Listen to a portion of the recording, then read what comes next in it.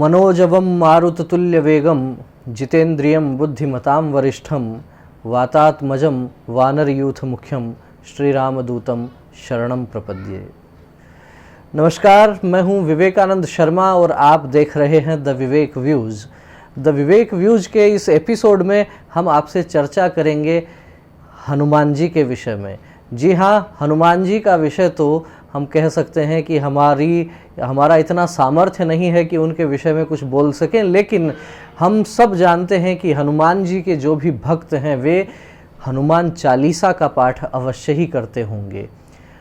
हनुमान चालीसा का पाठ जब करते हैं और उसमें अनेक प्रकार की ऐसी चौपाइयाँ बताई जाती हैं कि उनके संदर्भ में ये कहा जाता है कि यदि व्यक्ति उनको सिद्ध कर लेता है तो वास्तव में वह जीवन में आने वाली अनेक कठिनाइयों से पार पा सकता है।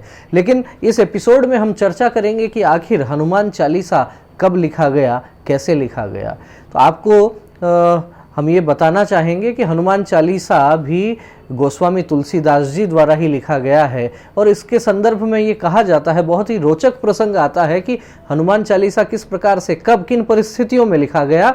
तो कहा जाता है कि उस समय अकबर का शासन था देश पे, और अकबर को जब गोस्वामी तुलसीदास जी की प्रसिद्धि का पता लगा तो उन्होंने एक दिन अपने सैनिकों से, अपने दरबारियों से, अपने मंत्रियों से कहा कि तुलसीदास जी को हमारे दरबार में बुलाया जाए। और जब तुलसीदास जी के पास में ये संदेश पहुंचा कि आपको बादशाह अकबर बुला रहा है तो तुलसीदास जी ने मना कर दिया। और कहा जाता है, ऐसा पढ़ने में भी आता है कि तुलसीदास जी ने कहा कि हम चाकर रघुनाथ के पट्टो लिखियो दरबार, और तुलसी अब क्या होएंगे नर के मनसबदार। उन्होंने इनकार कर दिया जाने से अकबर के दरबार में। अकबर के दरबार में जाने से इनकार करने के बाद में जब अकबर को पता लगा तो वो कहा जाता है कि बहुत आग बबूला हुआ, गुस्सा उसको आया और उसने अपने सैनिकों को आदेश दे दिया कि जाओ और तुलसीदास जी को बंदी बना कर ले आओ। तुलसीदास जी को वहाँ ले जाया गया और कहा जाता है कि आगरा या फतेहपुर सीकरी, इनमें से किसी एक स्थान पर उनको जेल में रखा गया। जब इनको जेल में रखा गया तो तुलसीदास जी ने अपने इष्ट देव भगवान श्री राम को याद किया, हनुमान जी को याद किया। यहाँ अनेक लोग ऐसा भी कहते हैं कि अकबर ने तुलसीदास जी से कहा कि आप कोई करामात मेरे को दिखाइए, कोई चमत्कार दिखाइए या राम जी के दर्शन मुझे भी करवाइए। तुलसीदास जी ने कहा ये सबके बस की बात नहीं है, प्रभु हर किसी को दर्शन नहीं देते हैं। और जब अकबर ने तुलसीदास जी को जब कैद में रखा तो कहा जाता है कि कुछ ही समय बाद में उस परिसर में जिसमें तुलसीदास जी थे वहाँ एक साथ सैकड़ों हजारों बंदर हमला कर देते हैं। अकबर के सैनिक उन बंदरों से पार नहीं पा सकते, त्राही त्राही मच जाती है, चारों तरफ अफरा तफरी का माहौल बन जाता है।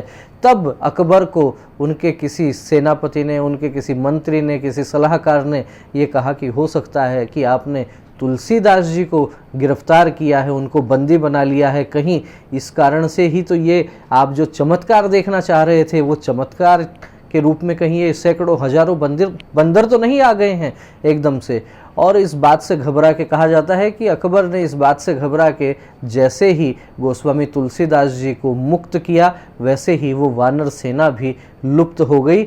और जब हनुमान जी की बात हम करते हैं यहाँ तो निश्चित रूप से बात ये आती है कि जिस समय तुलसीदास जी वहाँ जेल में बंद रहे, अकबर की जेल में बंद रहे, उन्होंने अपने इष्ट देव को याद किया, प्रभु श्री राम का उन्होंने ध्यान किया, हनुमान जी का उन्होंने स्मरण किया। और कहा जाता है कि उसी समय जो चौपाइयाँ लिखी गई वो 40 चौपाइयाँ हनुमान जी की स्तुति के लिए लिखी गई, संकट से निकालने के लिए लिखी गई, 2 चौपाइयाँ परिचय की लिखी गई। और उसमें हम सब जानते हैं, नासे रोग हरे सब पीरा, जपत निरंतर हनुमत बीरा, संकट कटे मिटे सब पीरा, जो सुमरे हनुमत बलबीरा। इस प्रकार की जो चौपाइयाँ थी, इस प्रकार की जब पंक्तियाँ थी वो आती हैं और बाद में अनेक सिद्ध लोगों ने इन पंक्तियों को, इन चौपाइयों को सिद्ध भी किया। और देश में जितने भी हनुमान भक्त होंगे उनके मन में निश्चित रूप से हनुमान चालीसा उनके जीवन का एक अंग बन गया है। आपको हमारा ये एपिसोड कैसा लगा, ये जानकारी कैसी लगी,